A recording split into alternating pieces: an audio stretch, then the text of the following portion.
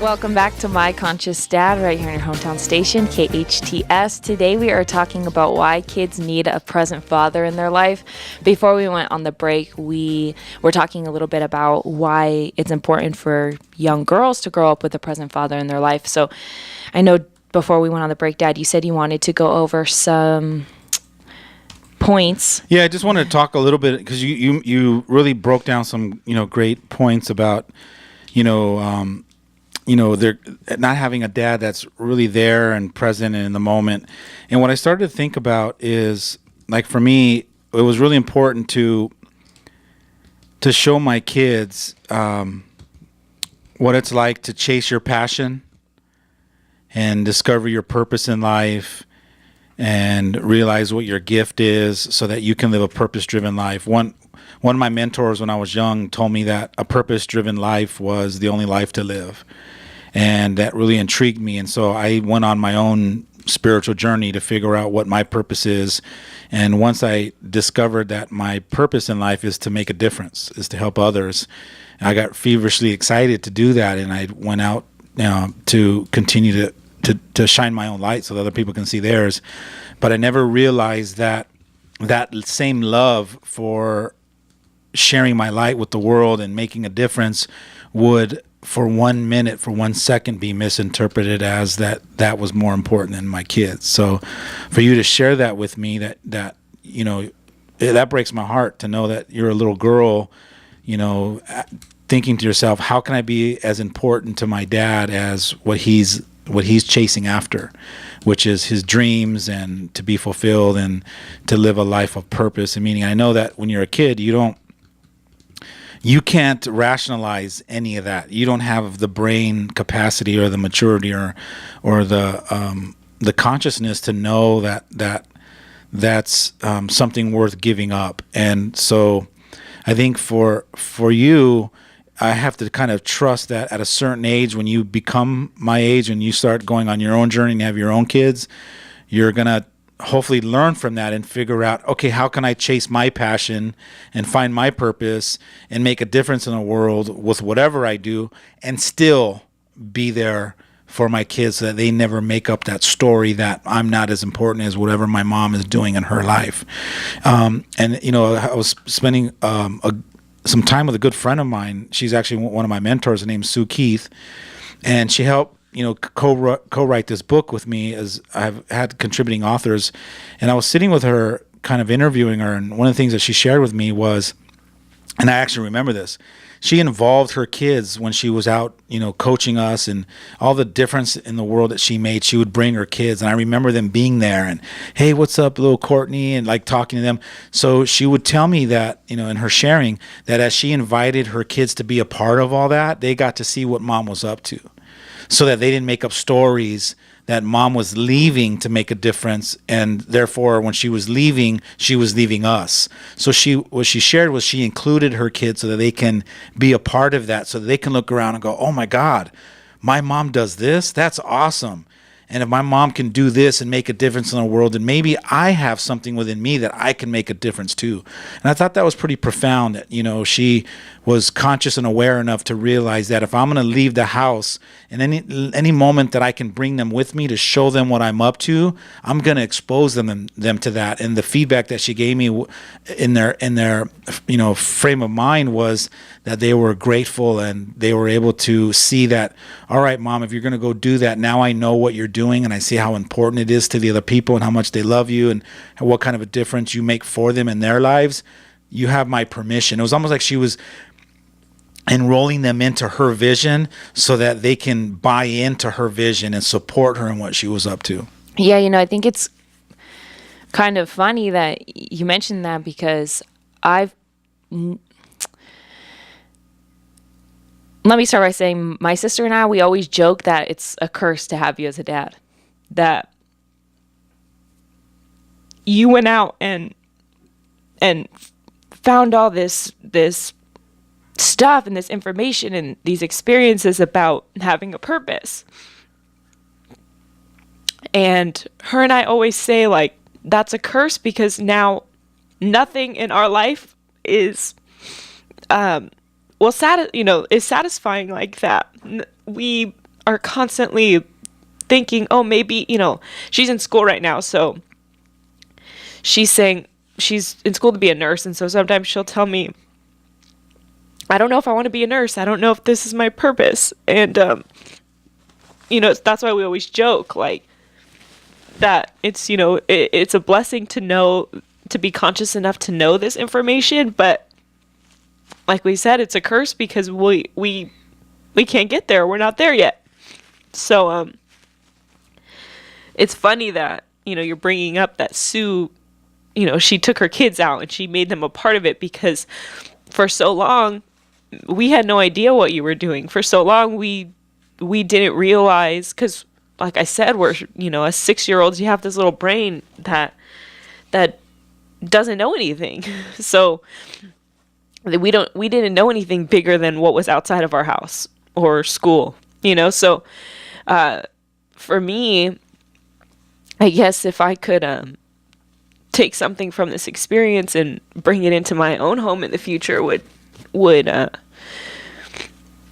definitely be to share my experiences in a way that my kids could understand. So for us, like I said, when we got a little bit older, like 13, 14 years old, was barely when we started to understand what was going on and why Dad was never home and how come he missed our games and our birthdays and stuff like that. And we never really had the time where someone sat us down and said, hey, Dad is going to dedicate his time to this because it's very important to us.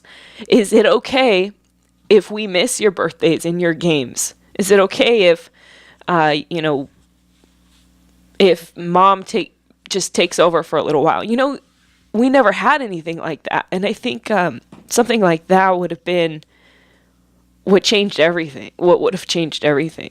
Yeah. And I'm sorry that you had that experience and you and your sister, feel like you have such a high expectation to hit, and that you guys might, look at yourselves and think that you're not, at par with whatever endeavors that you're, taking on.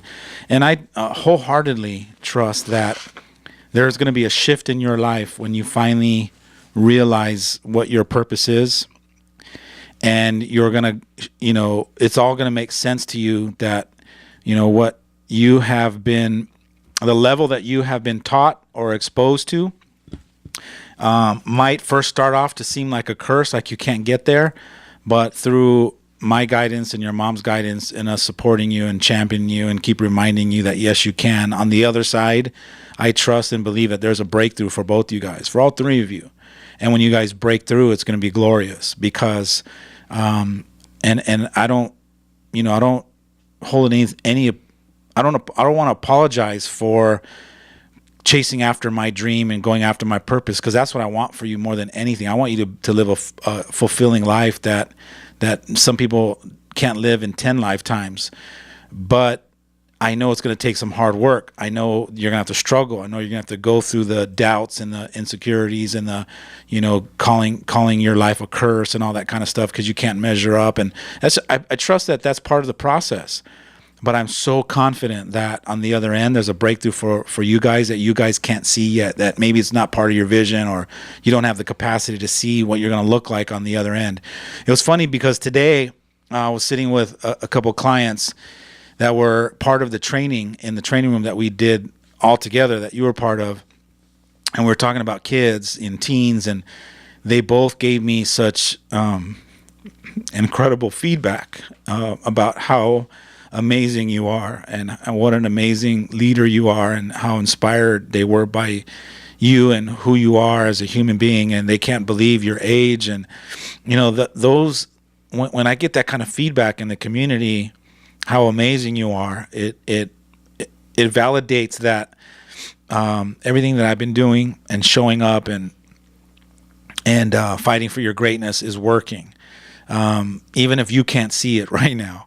Even if right now, from your current perspective, you see that it's hard to match up or meet certain standards, I see a bigger picture. I see you on the other end, and I'm going to keep holding that vision and keep fighting for that. So I'm in it with you. I'm struggling with trying to get myself out of the way and learn the dance between inspiring and championing you, and then nudging you or pushing you as well. Because I also know what that's like too, to be so stuck that you just need a nudge. You need to be pushed off the cliff. And so I need you to be patient with me to try to figure out who I need to be to keep fighting for your greatness, and knowing when to pull and when to tug or to push. And a lot of times I don't get it right. A lot of times I'm pushing and you want me to tug or go away, and I don't. And so I'm still trying to figure that out. And that's part of the conscious process, is being aware and noticing and looking at the signs, and really being present. So that's why today I thought that it'd be a great topic to talk about the present father, the father that's really aware and noticing that. And I wouldn't give this up for anything, is this dance that I have to go through to figure out how to reinvent myself to really have you guys win. Because I could have chose the option to check out and just not be there and not care. And so it's a price to pay on both sides. Yeah, and I think what you're saying could also be a little bit misinterpreted, in the sense that sometimes parents think they know better, and they do. And sometimes parents, they just want the best for their kids, and I guess their delivery is not as effective as it could be, So for you, it's the song and dance, right? Trying to figure out how you can get, the most effective way to parent us. And some don't see it like that. Some, their parenting, and to them the most effective way is to control them and to tell them what to do, or so I want to just clarify or make sure that people who are hearing what you're saying and validating the things that they've done as parents, which not that they're right or wrong, but well, there is no right or wrong. I know, that's why I said not that they're right or wrong. Okay. Because I don't want someone to hear this and say, yes, exactly, that's exactly why I make my son get A's or else. That's exactly why I'm making my kid become a doctor, even if they don't want to, because I know better. So I just want to clarify that knowing better and the way you choose to express that or execute your plan or whatever that looks like, that's the part that's affecting us. It's not the end goal, because realistically, you probably could have manipulated me my whole life into becoming a doctor, even though that's not what I wanted, and still I could be happy and live a full life. But what we respond to is the way that you guys act and the way that you guys come up as parents and present yourselves, because that's ultimately how, I don't want to say that's how you're going to get what you want, but that's how, if your goal is to have your kids be happy and live a successful life, that's really where it all comes down to, is how you guys choose to present decisions, or why we should do something, or why you think this is what's best for us. Yeah, I definitely think that, the more effective way is to engage in conversations in whatever it is that you're interested in. So I don't want you to live a life that I want for you. I want you to find your own life. I want you to discover your own life. I want you to figure out what your own gift is. And then once you realize it, embrace it, and then figure out how to go and give it away to where you're able to make a great living at it, and that it blesses you financially, abundantly. And all that process is a challenging process. It's not simple, but I want you to go through that, because I never really got that opportunity to have someone teach me that. I had to go and figure that out on my own, or I had to look for it and watch other people and observe and go, oh, that he's doing that and she's doing this. And so I had to kind of put that whole formula together, and that's what I wanted for my kids. When I was younger, when you guys were little, I had that frame of mind of, I want to empower my kids to start their own journey and go after their dreams and do all that. And I just want to be on the sideline and be their champion. I just want to just be their best cheerleader, and I want to just support them and help them make that decision when they bring it to me. It's funny because a lot of times people that you're in business with, they'll come to me and they'll go, oh, I spoke with Jazmine. She's kind of dealing with this one decision. Has she spoke to you yet? And my common response is no. And the look on their face, they're like, what? Like, you're the conscious dad. Why? How come she doesn't come talk to you? And they don't realize that being a conscious dad isn't being in your business all the time. I don't want to be there, and I'm not going to just go, hey, I heard you're having, what I mean? I want you to have your own experience, and I want to stand on the sidelines for when you want to take a timeout, you can blow the whistle, call timeout, and then come and chat with me. But I'm not going to go and call my own timeout and go on the field and go, hey, what's going on? Why are you playing like this? I want you to have that own experience. I want you to, when you need me, I need you to know that I'm here, and you got to choose it. I'm not going to go chasing you unless I see that you're going somewhere that I've noticed maybe some of your stubbornness won't go there. Then I might come in a little more playful, kind of poke and probe a little bit. But for the most part, I know how powerful you are and how competent you are, and you get to figure out your own journey, and just know that I'm right along with you. Just like if you were swimming in a pool and learning on your own, I'm right out there walking along with you as you're doing your laps, so that in case something happens, I can dive in and save you. But for the most part, if you're going under a few times, I'm going to count to 10 and then wait till it's dire time. It's like really life-saving time. Until that point, you get to figure it out on your own.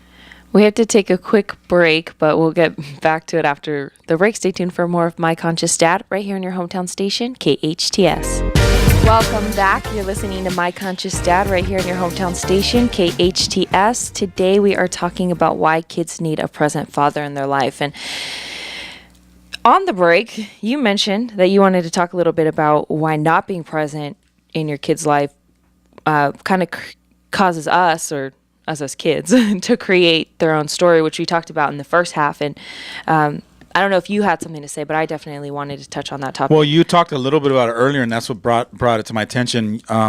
Earlier, you said, when I'm 6 years old, my brain doesn't know how to comprehend why dad is gone all the time. Doesn't matter if you're saving the world or making millions of dollars or, whatever it is that you're doing that could be a million times, a huge contribution to humanity, you're still gone. And so I kind of want to touch on that a little bit. For me, I believe that our little minds, when they're that young, you can't rationalize anything other than, hey, what about me? Aren't I important? So it's imperative if you're going to be away from the family, whether you're physically not present or you're mentally checked out and not present, you have to create the conscious time to sit with your kids and explain to them why. And be open to saying, hey, daddy might not be present a lot, or it might seem like when I got to run out of the house or I got to, go away on weekends, it might look like I'm not there for you and I'm still a phone call away. And if given, you told me to drop everything, come home, I'll drop whatever business meeting I'm in and I'll fly right home to you or whatever. You got to create agreements and never think that your kids are too young to understand that. They know, they're smart. Your little kids are smarter probably than we are.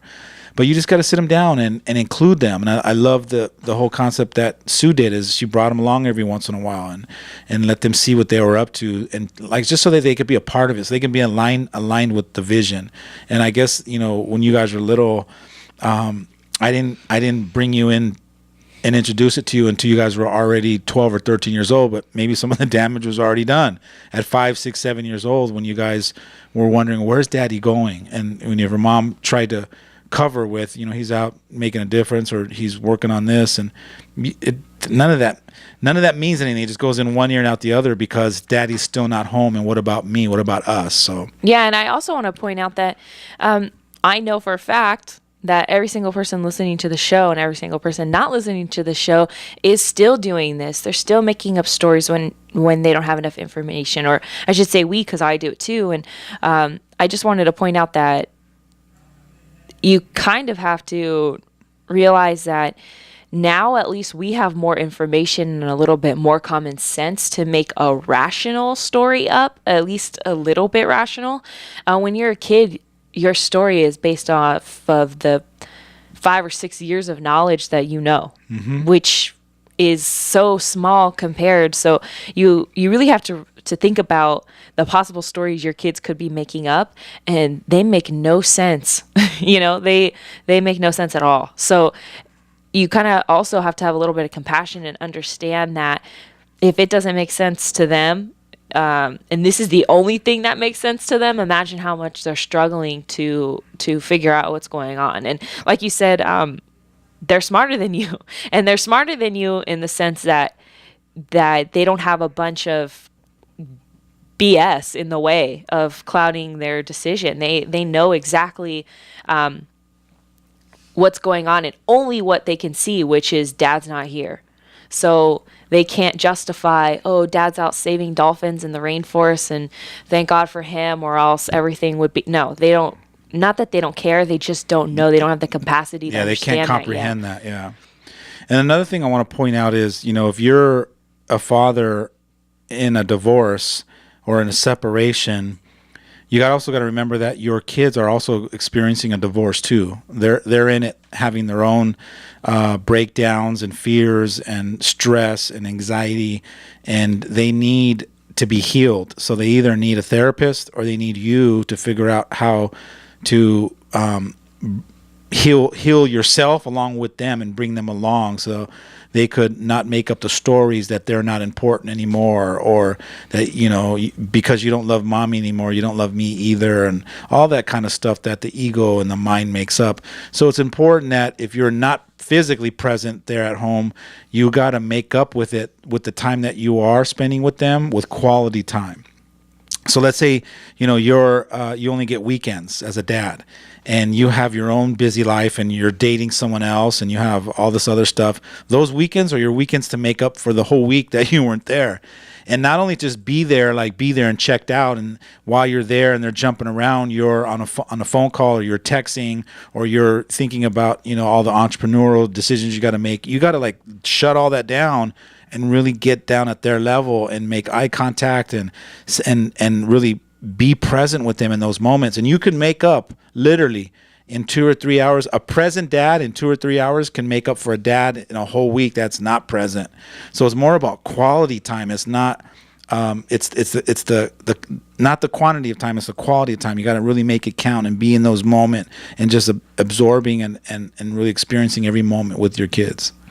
Yeah, I think that's really makes a difference. It sounds like maybe we should have another parent-teen training. Actually, this over the weekend we were in that training. It was Sunday morning. I woke up and I got this message that I got to do a family training. Family training's next. It's coming up. I'm gonna definitely do another teen training in a couple months, but before the end of the year, I want to do a family training, and that's going to be extraordinary as well. So look out for that. Sounds good. Hey, thanks so much for joining us today on My Conscious Dad. We're here every Friday from 12 to 1 p.m. right here on your hometown station, KHTS.